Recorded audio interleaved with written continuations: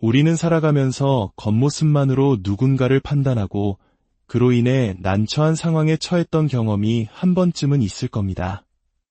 하지만 만약 그 당혹스러웠던 실수가 당신의 인생을 송두리째 바꿀 엄청난 기회로 이어진다면 어떨까요? 오늘 이야기는 바로 그런 마법 같은 순간에 대한 이야기입니다. 이 이야기가 여러분의 마음에 깊은 울림을 준다면 주변의 소중한 분들과도 함께 나눠주세요. 구독과 좋아요는 저희가 더 좋은 콘텐츠를 만드는데 정말 큰 힘이 됩니다. 그럼 지금 바로 시작하겠습니다. 그날은 유난히 맑은 초가을 날씨였습니다. 저는 도쿄 나리타 국제공항의 지상직 직원으로 일한 지 4년째 되던 해였죠. 아침 5시에 일어나 분주하게 출근 준비를 마치고 공항에 도착했을 때 상쾌한 바람이 제 뺨을 스쳤습니다.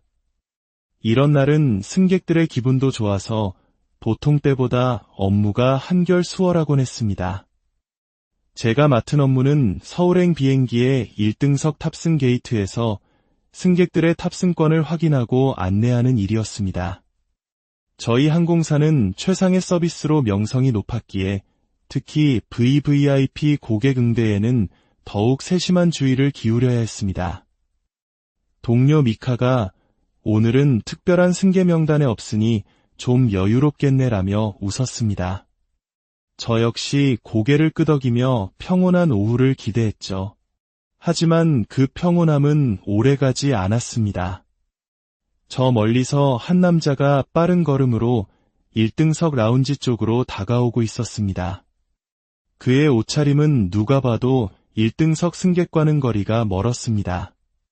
여기저기 빛이 바랜 낡은 청바지에 마치 가방 속에서 막 꺼낸 듯 구김이 심한 티셔츠, 제대로 빗지 않은 듯 헝클어진 머리카락까지. 그의 모습은 긴 배낭여행을 마치고 집으로 돌아가는 지친 대학생 같기도 했고, 혹은 공항이 낯설어 길을 잃은 여행객처럼 보이기도 했습니다.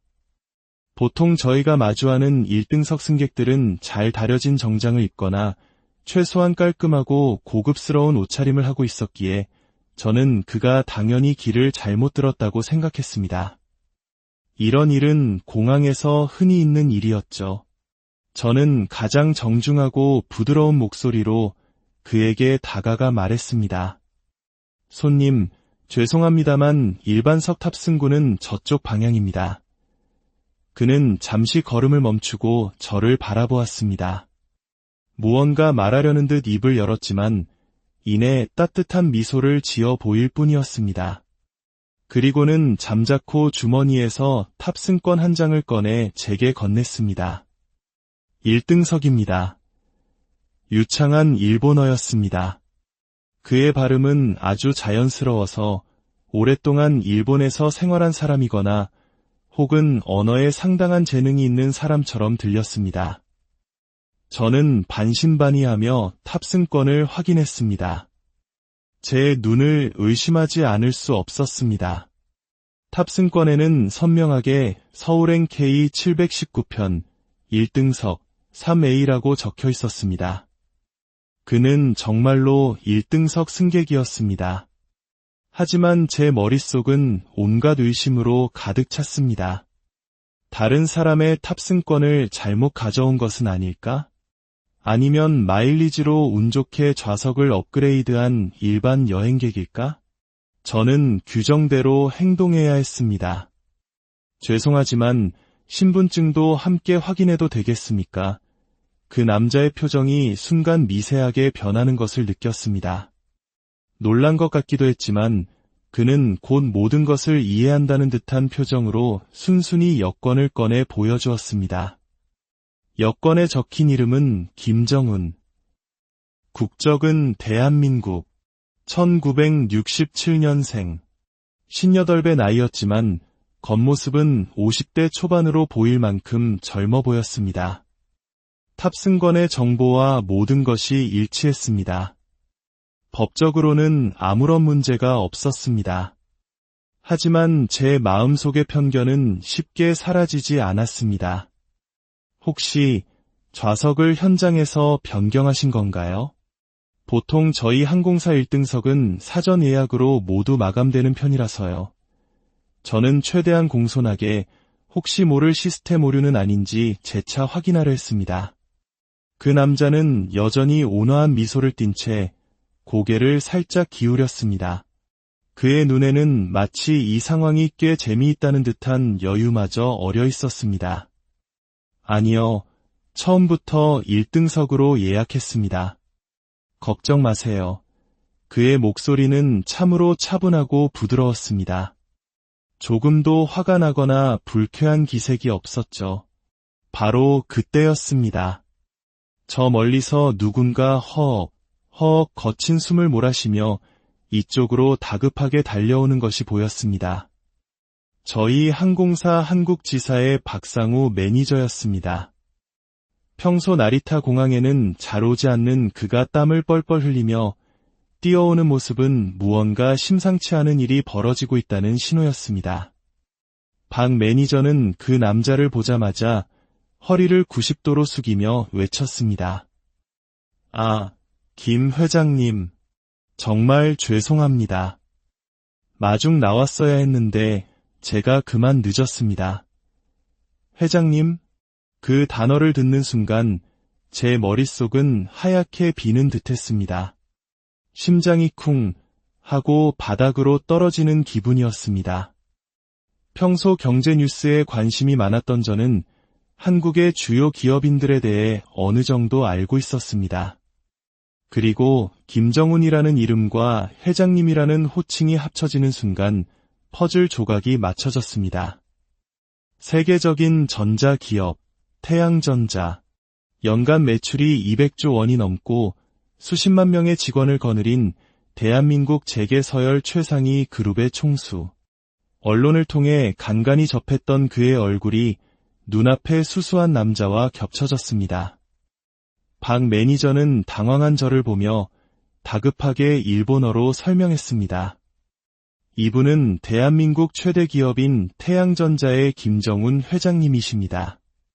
오늘은 개인적인 일정으로 조용히 여행 중이시라 특별한 의전은 필요 없다고 하셨는데 그의 말이 채 끝나기도 전에 제 얼굴은 뜨거운 불에 댄 것처럼 화끈거렸습니다. 저는 그 자리에 얼어붙어 땅속으로 꺼져버리고 싶었습니다. 대한민국을 대표하는 글로벌 리더를 저는 단지 그의 허름한 옷차림만 보고 길 잃은 여행객 취급을 한 것입니다. 이것은 단순한 실수를 넘어 지상직 직원으로서 절대 해서는 안 될 제 경력에 치명적인 오점이 될 수도 있는 일이었습니다. 정말 죄송합니다, 회장님. 저는 반사적으로 허리를 깊이 숙여 사과했습니다. 진심을 다해 최대한 깊게 고개를 숙였습니다. 제 심장은 미친 듯이 뛰었고 손바닥은 식은땀으로 축축했습니다. 하지만 제 귀에 들려온 것은 꾸짖음이 아니었습니다. 괜찮습니다. 오히려 맡은 바 임무에 충실한 모습이 아주 인상적이네요. 요즘처럼 보안이 중요한 시대에 원칙대로 확인하는 것은 당연한 일이죠. 김정훈 회장의 목소리에는 조금의 비꼼이나 불쾌감도 섞여 있지 않았습니다. 오히려 저의 당혹스러움을 이해하고 진심으로 격려하는 듯한 따뜻함이 느껴졌습니다. 하지만 그의 너그러움에도 불구하고 제 부끄러움은 사그라지지 않았습니다. 주변의 동료들과 다른 승객들이 모두 이 광경을 지켜보고 있었습니다. 저는 그들의 시선 속에서 어찌할 바를 몰랐습니다. 잠시 후 박 매니저의 안내를 받으며 김 회장님은 VIP 라운지로 향했습니다. 저는 그들이 멀어지는 뒷모습을 멍하니 바라볼 뿐이었습니다. 동료 미카가 다가와 제 어깨를 토닥이며 위로했지만 제 머릿속은 어떻게 그런 실수를 할 수 있었을까 하는 자책감으로 가득 차 있었습니다. 1시간이 흐르고 드디어 탑승이 시작되었습니다. 저는 애써 평정심을 찾고 프로답게 행동하려 노력했습니다. 다른 승객들을 평소처럼 미소로 안내했지만 심장은 여전히 불안하게 뛰고 있었죠. 마지막으로 김정훈 회장님이 탑승구로 다가왔습니다. 저는 다시 한번 그에게 깊이 고개를 숙였습니다. 정말 죄송합니다, 회장님. 저의 무례함으로 불편을 드렸습니다. 진심 어린 사과였습니다. 그러자 김 회장님은 다시 한번 온화하게 미소 지으며 말했습니다. 괜찮다니까요. 오히려 재미있는 경험이었습니다. 요즘은 대부분의 사람들이 나를 알아보고 과하게 대우해 주려고만 하는데 당신은 달랐어요. 그게 참 신선했습니다. 그는 비행기에 오르기 직전 잠시 멈춰서더니 주머니에서 명함 한 장을 꺼내 제게 건넸습니다. 검은색 바탕에 은색 글씨로 태양전자 회장 김정훈이라고 간결하게 적힌 명함이었습니다. 그리고 뒷면에는 그의 손글씨로 보이는 직통 전화번호가 적혀 있었습니다. 다음에 서울에 오게 되면 연락주세요. 제가 제대로 대접하겠습니다. 당신처럼 원칙을 지키는 성실한 직원은 더 많은 기회를 얻어야 합니다. 저는 떨리는 손으로 그 명함을 받았습니다. 그것은 단순한 종이 조각이 아니었습니다. 제 인생을 바꿀지도 모르는 거대한 기회의 상징처럼 느껴졌습니다. 정말 감사합니다, 회장님. 김 회장님이 비행기에 탑승하고 박 매니저가 안도의 한숨을 내쉬며 제게 다가왔습니다. 그는 회장님께서 저의 성실함을 오히려 높이 평가하셨으니 걱정하지 말라고 저를 안심시켜 주었습니다. 그날 저녁, 저는 상사인 타나카 부장님께 모든 일을 솔직하게 보고했습니다. 당연히 심한 꾸중을 각오하고 있었죠. 하지만 부장님의 반응은 제 예상을 완전히 빗나갔습니다. 사키 씨, 방금 본사에서 연락이 왔네. 김정훈 회장님께서 직접 전화를 걸어 당신을 칭찬하셨다고 하더군. 규정을 철저히 지키는 모습이 인상적이었고 우리 항공사의 직원 교육 시스템이 훌륭하다는 칭찬까지 덧붙이셨다네. 저는 제 귀를 믿을 수 없었습니다. 실수를 저질렀는데 오히려 칭찬을 받다니요. 나중에 알게 된 사실이지만 김정훈 회장님은 평소에도 소탈하고 겸손한 성품으로 유명한 분이었습니다. 종종 평범한 옷차림으로 혼자 여행을 즐기고 대중교통을 이용하는 모습이 언론에 포착되기도 했죠. 부와 명예의 정점에 서 있으면서도 초심을 잃지 않는 그의 모습에 깊은 존경심이 우러나왔습니다. 그날의 사건은 제게 잊을 수 없는 교훈을 남겼습니다.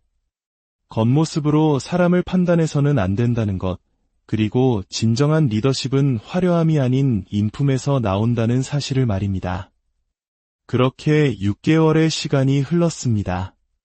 공항에서의 소동은 서서히 잊혀져 갔고 저는 그 경험을 통해 한층 더 성장한 직원이 되어 있었습니다. 그러던 어느 월요일 아침 회사 인사부에서 전화가 걸려왔습니다. 중요한 할 이야기가 있으니 사무실로 와달라는 것이었죠. 불안한 마음으로 사무실에 들어서자 인사부장님과 타나카 부장님이 환한 미소로 저를 맞았습니다. 사키 씨, 태양전자 한국 본사에서 연락이 왔습니다.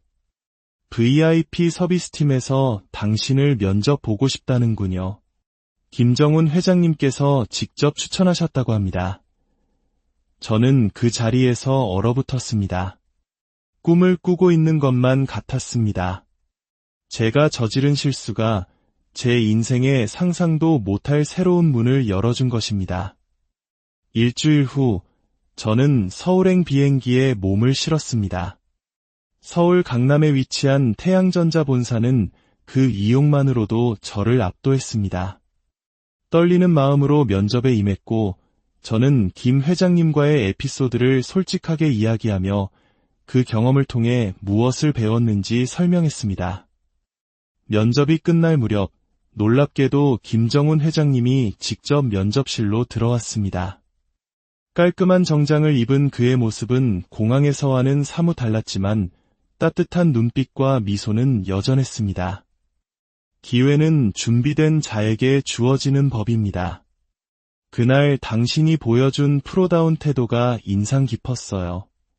우리 회사에도 당신 같은 인재가 필요합니다.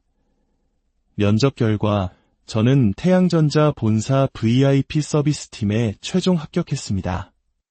일본에서 받던 것보다 훨씬 높은 연봉과 주거 지원, 그리고 한국어 교육까지 제공되는 파격적인 조건이었습니다. 그렇게 저의 서울 생활이 시작되었습니다. 처음에는 언어와 문화의 장벽 때문에 어려움도 많았지만 저는 빠르게 적응해 나갔습니다. 일본에서 온 VIP 고객들을 응대하며 저의 경험과 능력을 마음껏 펼쳤습니다. 그리고 지금 저는 서울 생활 1년 차가 되었습니다. 이제는 김치찌개를 가장 좋아하는 음식이 되었고 주말에는 한국인 친구들과 등산을 즐기는 평범한 서울 시민이 되었습니다. 최근에는 회사의 글로벌 서비스 향상 프로젝트 리더를 맡아 제 커리어의 새로운 도약을 이루어냈습니다. 가끔 공식 행사에서 김 회장님은 마주칠 때면 그날 나리타 공항에서의 기억이 떠올라 미소 짓곤 합니다. 그 부끄러웠던 실수가 아니었다면 지금의 저는 이곳에 없었을 겁니다. 인생은 참으로 예측할 수 없는 여정입니다. 때로는 우리가 최악이라고 생각했던 순간이 우리를 최고의 길로 이끌어주는 전환점이 되기도 합니다. 저의 인생을 바꾼 그날의 행운의 실수처럼 말입니다. 어쩌면 우리 인생의 가장 중요한 순간은 이처럼 예상치 못한 모습으로 우리를 찾아오는지도 모르겠습니다.